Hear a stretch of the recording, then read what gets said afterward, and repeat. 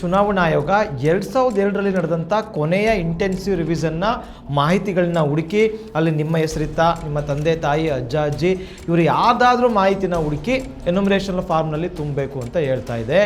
ಆದರೆ ಆ ರೀತಿ ತುಂಬಲು ಹೊರಟ್ರೆ ಬಹಳಷ್ಟು ಗ್ರಾಮಗಳ ಬೂತ್ ನಂಬರು ತಪ್ಪಾಗಿ ತೋರಿಸ್ತಾ ಇದೆ. ಉದಾಹರಣೆಗೆ 2002ರಲ್ಲಿ ಮೈಸೂರು ಜಿಲ್ಲೆಯ ಚಾಮುಂಡೇಶ್ವರಿ ವಿಧಾನಸಭಾ ಕ್ಷೇತ್ರದ ಮುದುಕಿ ಚಿಕ್ಕನಹುಂಡಿ ಎಂಬ ಗ್ರಾಮಕ್ಕೆ 2002ರಲ್ಲಿ 102 ಬೂತ್ ನಂಬರ್ ಅಂತ ತೋರಿಸ್ತದೆ. ಎಲ್ಲಿ? ಚುನಾವಣಾ ಆಯೋಗದ ವೆಬ್ಸೈಟ್ನಲ್ಲೇ ಹುಡುಕಿದ್ರೆ. ಸರಿ ಅಂತೇಳಿ ನಾವು 102ನೇ ನಂಬರ್ ಬೂತ್ನ ವೋಟರ್ ಲಿಸ್ಟನ್ನು ಡೌನ್ಲೋಡ್ ಮಾಡಿ ಓಪನ್ ಮಾಡಿ ನೋಡಿದ್ರೆ ಅದರಲ್ಲಿ ಮುದುಕಿ ಚಿಕ್ಕನಹುಂಡಿ ಗ್ರಾಮದ ಬದಲಿಗೆ ಮಂಡಕಳ್ಳಿಯ ವಿವರಗಳು ಕಾಣಿಸ್ತವೆ. ಅದೇ ರೀತಿ ವಾಜ್ರಳ್ಳಿದು ಬೂತ್ ನಂಬರು 2002ರಲ್ಲಿ 84 ಅಂತ ವೆಬ್ಸೈಟಲ್ಲಿ ತೋರಿಸ್ತಾ ಇದೆ. ಸರಿ, 84ನೇ ನಾವು ವೋಟರ್ ಲಿಸ್ಟ್ನ ಡೌನ್ಲೋಡ್ ಮಾಡಿ ನೋಡಿದ್ರೆ ಅಲ್ಲಿ ದೇವಯ್ಯನಹುಂಡಿ ಗ್ರಾಮದ ವಿವರಗಳು ಇರ್ತವೆ. 111ನೇ ಬೂತ್ ಸಂಖ್ಯೆ ಸಜ್ಜೆಹುಂಡಿ ಅಂತ ತೋರಿಸ್ತದೆ. ನಾವು ಸಜ್ಜೆಹುಂಡಿ ಸಿಗುತ್ತಾ ಅಂತ ಏನಾದ್ರು ಡೌನ್ಲೋಡ್ ಮಾಡಿದ್ರೆ ಅದರೊಳಗಡೆ ನಿಮಗೆ ಕೆಂಪೇಗೌಡನ ಹುಂಡಿ, ಹೊಸಹುಂಡಿ ಗ್ರಾಮದ ವಿವರಗಳು ತೋರಿಸ್ತವೆ. ಈಗ ಈ ಗ್ರಾಮದ ಈ ಸಜ್ಜೆಹುಂಡಿಯವರು, ವಾಜ್ರಳ್ಳಿಯವರು, ಮುದುಕಿ ಚಿಕ್ಕನಹುಂಡಿ ಅಂತ ಗ್ರಾಮದವರು ಏನು ಮಾಡಬೇಕು?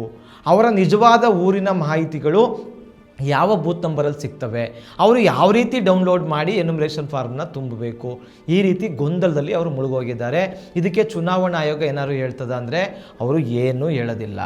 ಜನ ನಿಮ್ಮಿಷ್ಟಕ್ಕೆ ನೀವೇನಾರ ಮಾಡ್ಕೊಳ್ಳಿ, ನಮಗೂ ಅದಕ್ಕೂ ಸಂಬಂಧವೇ ಇಲ್ಲ ಅನ್ನೋ ಥರ ಈ ಚುನಾವಣಾ ಆಯೋಗ ಇದೆ. ಎರಡನೇದು, ಪ್ರತಿನಿತ್ಯ BLOಗಳು ಎನ್ಯುಮರೇಷನ್ ಫಾರ್ಮ್ನ ಕೊಟ್ಟು ಅಲ್ಲೇ ಫಿಲ್ ಮಾಡಿಸ್ಕೊಳ್ತಾ ಇದ್ದಾರೆ, ಅಲ್ಲೇ ವಾಪಸ್ ತಗೊಳ್ತಾ ಇದ್ದಾರೆ.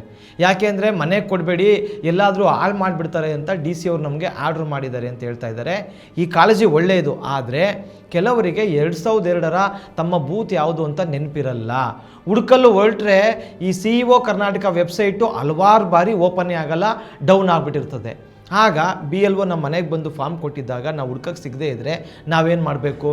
2002 ನಮ್ಮ ಮಾಹಿತಿ ಇಲ್ಲ ಅಂತ ಅರ್ಥನಾ?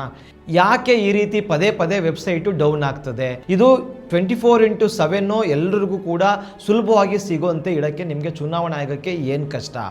ಈ ಚುನಾವಣಾ ಆಯೋಗ ಮಾಡ್ತಕ್ಕಂಥ ತಪ್ಪುಗಳಿಗೆ ಜನರು ಯಾಕೆ ಕಷ್ಟಪಡಬೇಕು ಅಂತಕ್ಕಂಥದ್ದು ನಮ್ಮ ಪ್ರಶ್ನೆ ಆಗಿದೆ. ಮೂರನೇದು, 2002ರಲ್ಲಿ ಸರ್ವಜ್ಞನಗರ ವಿಧಾನಸಭಾ ಕ್ಷೇತ್ರ ಇರಲಿಲ್ಲ. ಯಲಹಂಕ, ಭಾರತೀನಗರ ಮತ್ತು ವರ್ತೂರ್ನ ಹಲವಾರು ಪ್ರದೇಶಗಳನ್ನ ಸೇರಿಸಿ 2008ರಲ್ಲಿ ಸರ್ವಜ್ಞನಗರ ವಿಧಾನಸಭಾ ಕ್ಷೇತ್ರವನ್ನು ಸೃಷ್ಟಿ ಮಾಡಲಾಗಿದೆ. ಆದರೆ ಅಲ್ಲಿನ ಬಹುತೇಕ ಜನರ ಹೆಸರು ಈಗ 2002ರ ಮತಪಟ್ಟಿಯಲ್ಲಿ ಕಾಣ್ತಾ ಇಲ್ಲ. ಎಷ್ಟೇ ಹುಡುಕಿದ್ರೂ ಕೂಡ ಅವ್ರ ಡೀಟೇಲ್ಸು ಸಿಗ್ತಾ ಇಲ್ಲ. ಅವರೆಲ್ಲರ ಹತ್ರ ವೋಟರ್ ID ಇವೆ. 2002ರೇನೋ 1995ನೇ ಇಸ್ವಿಯ ವೋಟರ್ IDಗಳನ್ನ ತಗೊಬಂದು ತೋರಿಸ್ತಾ ಇದ್ದಾರೆ. ಸರ್ ನಮ್ಮದು 2002 ಹುಡುಕೊಡಿ ಅಂತೇಳಿ. ಆದರೆ ಏನು ಮಾಡಿದ್ರು ಕೂಡ ಅವ್ರದ್ದು ಸಿಗ್ತಾ ಇಲ್ಲ. ಈಗ ಆ ಜನರು ಎನ್ಯುಮರೇಷನ್ ಫಾರ್ಮ್ನಲ್ಲಿ ಯಾವ ಮಾಹಿತಿ ತುಂಬಬೇಕು? 2002ರಲ್ಲಿ ಅವ್ರದ್ದು ಇಲ್ಲ, ಅವ್ರ ತಂದೆದು ಇಲ್ಲ, ಅವ್ರ ಮಕ್ಕಳದು ಇಲ್ಲ, ಯಾರ್ದು ಸಿಗ್ತಾ ಇದ್ದಾಗ ಅವ್ರೇನು ಮಾಡಬೇಕಾಯ್ತದೆ? ಈಗ ಮೇಲಿನ 2 ಕಾಲಮ್ನ ಬಿಟ್ಟು ಈ ಕೆಳಗಡೆ ಇತ್ತೀಚಿನ ಮಾಹಿತಿಗಳನ್ನ ಮಾತ್ರ ತುಂಬಿ ಅಂತ ಚುನಾವಣಾ ಆಯೋಗ ಹೇಳ್ತದೆ.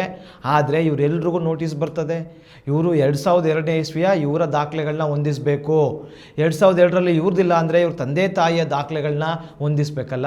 ಅಂದರೆ ಆಯೋಗ ಮಾಡಿದ ಎಡವಟ್ಟಿಗೆ, ತಪ್ಪಿಗೆ ಸಾಮಾನ್ಯ ಜನರು ದಾಖಲೆ ಕೊಡ್ತಕ್ಕಂಥ ಅನಿವಾರ್ಯತೆ ಯಾಕೆ?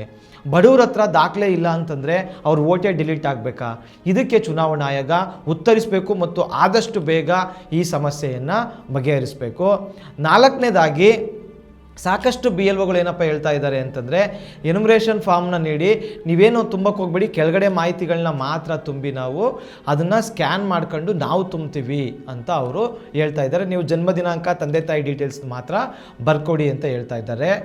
ಸಾಮಾನ್ಯವಾಗಿ BLOಗಳು ಎನ್ಯುಮರೇಷನ್ ಫಾರ್ಮ್ನ ಒಮ್ಮೆ ಪರಿಶೀಲನೆ ಮಾಡಬೇಕು. ಏನು ಮತದಾರ ತುಂಬಿದ್ದಾನೆ ಅದು ಸರಿ ಇದೆಯಾ ಇಲ್ವಾ? ಏನು ಹಿಂದೆ ಮ್ಯಾಪಿಂಗ್ ಆಗಿತ್ತಲ್ಲ, ಆ ಮ್ಯಾಪಿಂಗ್ ಡೇಟಾ ಜೊತೆಗೆ ಚೆಕ್ ಮಾಡಿ ನೋಡಿದಾಗ ಕರೆಕ್ಟಾಗಿದೆ, ಮ್ಯಾಪಿಂಗಲ್ಲಿ ಏನು ಬಂದಿದೆ ಅದನ್ನೇ ತುಂಬಿದ್ದಾರೆ ಅಂದರೆ ಅದನ್ನ ಸಬ್ಮಿಟ್ ಮಾಡಬೇಕು. ಒಂದು ವೇಳೆ BLOಗಳು ತಪ್ಪಾಗಿ ಮ್ಯಾಪಿಂಗ್ ಮಾಡ್ಕೊಬಿಟ್ಟಿದ್ರೆ ನಾವು ಸರಿಯಾಗಿ ಎನ್ಯುಮರೇಷನ್ ಫಾರ್ಮ್ನ ತುಂಬಿ ಕೊಟ್ಟಾಗ ಅದನ್ನು ಕೂಡ ಚೆಕ್ ಮಾಡಬೇಕು. ನನ್ನ ಮ್ಯಾಪಿಂಗಲ್ಲಿ ತಪ್ಪಾಗಿದೆ, ಬಟ್ ಇವ್ರು ಸರಿಯಾಗಿ ಮಾಹಿತಿ ಕೊಟ್ಟಿದ್ದಾರೆ ಅಂತ ನಿಮಗೆ ಮನವರಿಕೆ ಆದರೆ ನೀವು ಅದನ್ನು ಎಡಿಟ್ ಮಾಡಿ ಸರಿಯಾದಂಥ ಮಾಹಿತಿಯನ್ನು ಹಾಕಿ ಆನಂತರ ಸಬ್ಮಿಟ್ ಮಾಡಬೇಕು. ಈ ಬಗ್ಗೆ ಬಹಳಷ್ಟು BLOಗಳಿಗೆ ಗೊಂದಲ ಆಗಿದೆ. ಆದ್ದರಿಂದ ಚುನಾವಣಾ ಆಯೋಗ ಕೂಡಲೇ ಎಲ್ಲ BLOಗಳಿಗೆ ಸರಿಯಾದಂಥ ಟ್ರೈನಿಂಗ್ ಕೊಡಬೇಕು ಮತ್ತು ಹೆಚ್ಚಿನ ಕಾಲಾವಕಾಶ ಕೊಡಬೇಕು. ಈ BLOಗಳ ಮೇಲೆ ಒತ್ತಡ ಆಗ್ತಕ್ಕಂಥದ್ದು, ಬೇಗ ಮುಗಿಸಿ ಅಂತಕ್ಕಂಥ ಯಾವುದೇ ಒಂದು ಪ್ರೆಷರನ್ನು ಈ ಚುನಾವಣಾ ಆಯೋಗ ಹಾಕಬಾರ್ದು. ನೋಡಿ, ಈಗಾಗಲೇ ಬಹಳಷ್ಟು ಜನ BLOಗಳು ತೊಂದರೆ ಅನುಭವಿಸ್ತಾ ಇದ್ದಾರೆ. ನೀವು ಚುನಾವಣಾ ಆಯೋಗ ಸರಿಯಾಗಿ ಅವರಿಗೆ ಟ್ರೈನಿಂಗ್ ಕೊಟ್ಟಿಲ್ಲ ಅಂದರೆ, ನೀವು ಸರಿಯಾಗಿ ಅವರಿಗೆ ಕಾಲಾವಕಾಶ ಕೊಡ್ದೇ ಅವ್ರ ಮೇಲೆ ನೀವು ಒತ್ತಡ ಆಗ್ತಕ್ಕಂಥದ್ದು ಯಾವುದೇ ಕಾರಣಕ್ಕೂ ಸರಿಯಲ್ಲ. ಈಗಾಗಲೇ 2 ತೀರೋಗಿದ್ದಾರೆ, 3 ಜನಕ್ಕೆ ಕಷ್ಟ ಆಗಿದೆ ಅಂತಕ್ಕಂಥ ಮಾಹಿತಿಗಳು ಬರ್ತಾ ಇದೆ. ಆದ್ದರಿಂದ ಚುನಾವಣಾ ಆಯೋಗ ಏನಪ್ಪ ಮಾಡಬೇಕು ಅಂತಂದರೆ, ಹೆಚ್ಚಿನ ಕಾಲಾವಕಾಶವನ್ನು ಕೊಡಬೇಕು. ಒಂದೇ ತಿಂಗಳಲ್ಲಿ ಮುಗಿಸಿ ಅಂತಕ್ಕಂಥ ಒಂದು ಅನಿವಾರ್ಯತೆಯನ್ನು ಯಾವ ಕಾರಣಕ್ಕೂ ಸೃಷ್ಟಿ ಮಾಡಬಾರ್ದು. ನಮ್ಮ ಕರ್ನಾಟಕದಲ್ಲಿ ಹತ್ತಿರದಲ್ಲೇನು ವಿಧಾನಸಭಾ ಚುನಾವಣೆ ಇಲ್ಲ, 6 ತಿಂಗಳು ವರ್ಷ ತಗೊಂಡ್ರು ಸರಿಯೇ ನಿಧಾನವಾಗಿ ಜನರಿಗೆ ತೊಂದರೆ ಆಗದೇ ರೀತಿಯಲ್ಲಿ ನೀವು ಈ SIR ಮಾಡಿ ಅಂತ ನಾವು ಒತ್ತಾಯಿಸ್ತೀವಿ. ಮತ್ತು ಇಷ್ಟು ಪ್ರಶ್ನೆಗಳಿಗೆ ಎಲ್ಲಕ್ಕಿಂತ ಮುಖ್ಯವಾಗಿ ಏನಾಗ್ತಿದೆ, ಇವರು ಎನ್ಯುಮರೇಷನ್ ಫಾರ್ಮಲ್ಲಿ ಸಂಬಂಧ ಕಾಲಮಲ್ಲಿ ಏನು ತುಂಬಬೇಕು ಅಂತ ಭಾಳ ಜನರಿಗೆ ಗೊಂದಲ ಆಗ್ತಿದೆ. ಚುನಾವಣಾ ಆಯೋಗ ನೀವು ಓರಲ್ಲಿ ಹೇಳ್ತೀರಿ 2002ರ ಮತಪಟ್ಟಿಯಲ್ಲಿ ಯಾರ ಹೆಸರಿತ್ತು, ಆ ಹೆಸರ ಜೊತೆಗೆ ಯಾರ ಸಂಬಂಧಿಕರ ಹೆಸರಿತ್ತು ಅದನ್ನೇ ತುಂಬಿ, ಅದರಲ್ಲೇನು ಸಂಬಂಧ ಅಂತ ಬರೆದಿತ್ತು 2002ರಲ್ಲಿ, ಇಲ್ಲೂ ಅದನ್ನೇ ತುಂಬಿ ಅಂತ ಓರಲಾಗಿ ಹೇಳ್ತಾ ಇದ್ದೀರಿ. ಆದರೆ ಲಿಖಿತವಾಗಿ ಕೊಡೋಕ್ಕೆ ನಿಮಗೆ ಏನು ಕಷ್ಟ? ನೀವು ಇನ್ನೊಂದು ಕಡೆ ಹೇಳ್ತೀರಿ 2002ರಲ್ಲಿ ನಿಮ್ಮ ತಂದೆ ತಾಯಿ ಅಜ್ಜ ಅಜ್ಜಿಯ ಡೇಟಾ ಇಲ್ಲ ಅಂತಂದರೆ ನಿಮ್ಮ ಸಂಬಂಧಿಕರ, ನಿಮ್ಮ ಅಣ್ಣ ತಮ್ಮ ದೊಡ್ಡಪ್ಪ ಚಿಕ್ಕಪ್ಪ ಇವರು ಯಾರ್ದಾದ್ರೂ ತುಂಬಿ ಅಂತ ಹೇಳ್ತಾ ಇದ್ದೀರಿ. ಅದನ್ನು ಓರಲ್ಲಾಗಿ ನೀವು ಹೇಳ್ತಾ ಇದ್ದೀರಿ ಹೊರತು ಲಿಖಿತವಾಗಿ ಕೊಡೋಕ್ಕೆ ಏನು ಕಷ್ಟ ನಿಮಗೆ? ನೀವು ಲಿಖಿತವಾಗಿ ಕೊಟ್ಟರೆ ನಾವು ಅದನ್ನು ಅಧಿಕೃತ ಅಂತ ಭಾವಿಸಿ ಆ ಥರ ತುಂಬೋದು. ಆದರೆ ನೀವು ಲಿಖಿತವಾಗಿ ಕೊಡದೇ ಇರ್ತಕ್ಕಂಥದ್ದು ನಿಮ್ಮ ತಪ್ಪನ್ನು ಮುಚ್ಕೊಳ್ಳಿಕ್ಕೆ ನೀವು ಮಾಡ್ತಾ ಇರ್ತಕ್ಕಂಥ ಕುತಂತ್ರ ಅಂತಲೇ ನಾವು ಆರೋಪಿಸ್ತೀವಿ. ಇದಕ್ಕೆ ಚುನಾವಣಾ ಆಯೋಗ ಉತ್ತರವನ್ನು ಕೊಡಬೇಕು. ಮತ್ತು BLO ಆ್ಯಪಲ್ಲಿ ಸಂಬಂಧಿಕರ ಹೆಸರು ಯಾರಾದರೂ ತುಂಬಿದರೆ ಆ ಸಂಬಂಧದಲ್ಲಿ ಏನು ಬರೀಬೇಕು, ಅವರು ಯಾರು ತುಂಬ್ತಾ ಇದ್ದೀವಿ ಅಂತ ಬರೀಬೇಕಲ್ವಾ? ಇದೆಲ್ಲವನ್ನು ಬರೀಲಿಕ್ಕೆ ನೀವು ಎನೇಬಲ್ ಮಾಡಬೇಕು. ಮತ್ತು ಅಂತಿಮವಾಗಿ ಆಧಾರ್ ಕಾರ್ಡಲ್ಲಿ ಹೆಸರು ಹೆಂಗಿದೆಯಲ್ಲ ಅದೇ ರೀತಿ ವೋಟರ್ ಲಿಸ್ಟಲ್ಲಿ 2025ರಲ್ಲಿ ಇದ್ದರೆ ಅವ್ರು ಮಾತ್ರ ಆನ್ಲೈನಲ್ಲಿ ಅಪ್ಲೈ ಮಾಡೋಕ್ಕಾಗ್ತಾ ಇದೆ. 1-2 ಸ್ಪೆಲ್ಲಿಂಗ್ ಮಿಸ್ಟೇಕ್ ಇದ್ದರೆ, ಒಂದು ಡಾಟ್ ಎಕ್ಸ್ಟ್ರಾ ಬಂದ್ಬಿಟ್ರು ಕೂಡ ಅವರು ಆನ್ಲೈನಲ್ಲಿ ತುಂಬಕ್ಕಾಗ್ತಿಲ್ಲ. ಇದನ್ನು ಕೂಡ ಚುನಾವಣಾ ಆಯೋಗ ಸರಿ ಮಾಡಬೇಕು ಅಂತ ನಾವು ಒತ್ತಾಯಿಸ್ತೀವಿ. ಎಲ್ಲಕ್ಕಿಂತ ಹೆಚ್ಚಾಗಿ ಚುನಾವಣಾ ಆಯೋಗ ತಾನು ಏನೇನೆಲ್ಲ ಮಾಡ್ತದೆ ಎಲ್ಲವನ್ನು ಲಿಖಿತವಾಗಿ ನಮಗೆ ಕೊಡಬೇಕು. ಯಾಕೆಂದರೆ ನಾವು ಲಿಖಿತವಾಗಿ ನಿಮಗೆ ಮೇಲ್ ಮಾಡಿದ್ದೀವಿ, ಇದನ್ನು ಮನವಿ ಕೊಟ್ಟಿದ್ದೀವಿ, ಅದಕ್ಕೆ ಉತ್ತರ ಕೊಡಬೇಕು ಅಂತ ನಾವು ಈ ಮೂಲಕ ಒತ್ತಾಯಿಸ್ತಾ ಇದ್ದೀವಿ. ಧನ್ಯವಾದಗಳು.